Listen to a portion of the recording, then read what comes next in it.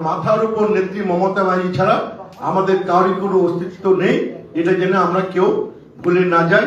আজকে উনি দল থেকে বহিষ্কার হলেন, আগামী দিনে বুঝতে পারবেন কত চালে কত ধান হয়। আগামী দিন থেকে উনি টের পাবেন যে কত জনপ্রিয় উনি নেতা আছেন। রাজনীতি একটা বৈচিত্র্যময় একটা চরিত্র। আমি একটা তথ্য আপনাদের বলি, আমরা একসঙ্গে কংগ্রেস করতাম। 1998 সালে উনি কংগ্রেস ছেড়ে তৃণমূল কংগ্রেসে গেলেন। মানে ওনার কতটা জনপ্রিয়তা আছে উনি প্রকাশ করেন, সেটা বলি যে উনি পঞ্চায়েত সমিতি ক্যান্ডিডেট হলেন, পরাজিত হলেন।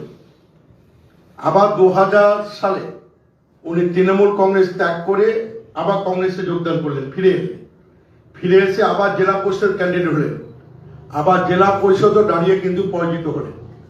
আবার 2008 সালে উনি কিন্তু কংগ্রেস ছেড়ে দিয়ে মানে আইএনসিতে আবার 2008 সালে আইএনসিতে উনি দাঁড়িয়ে একবার জিতলেন না, মানে জেলা পরিষদে 2008 সালে। 11 সালে উনি কংগ্রেসে দাঁড়িয়ে বিধায়ক হলেন। আবার 2012 সালে উনি কংগ্রেস ছেড়ে তৃণমূল কংগ্রেসে মানে দাঁড়িয়ে ওখানেও কিন্তু উনি আবার পরাজিত হলেন। 2016 সালে আবার কংগ্রেস ছেড়ে নির্দলে এমএলএ ক্যান্ডিডেট হলেন, সেখানেও হারলেন। 2018 সালে আবার নির্দল থেকে আবার কংগ্রেস এলেন এবং আবার জেলা পরিষদে দাঁড়ালেন, আবার সেখানেও হারলেন। আবার 19 সালে কংগ্রেস ছেড়ে দিয়ে আবার বিজেপিতে যোগদান করলেন। বিজেপিতে গিয়ে উনি এমপি মুর্শিদাবাদ লোকসভা কেন্দ্রে আবার বিজেপি প্রার্থী হয়ে লড়াই করলেন, সেখানেও ডিফিটেড হলেন। আবার 2021 সালে বিজেপি ছেড়ে দিয়ে আবার আমাদের তৃণমূল কংগ্রেসে যোগদান করে তৃণমূলের প্রতীকে নির্বাচিত হলেন। উনি বারবার বলছেন ওনার জনপ্রিয়তার কথা।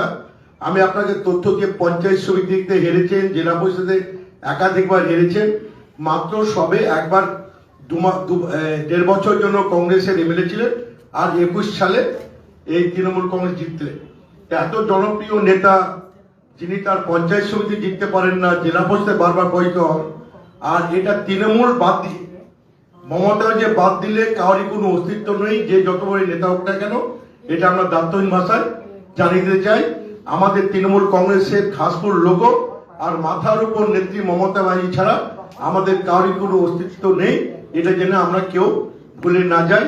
আজকে উনি দল থেকে বহিষ্কার হলেন, আগামী দিনে বুঝতে পারবেন কত চালে কত ধান হয়। আগামী দিন থেকে উনি টের পাবেন।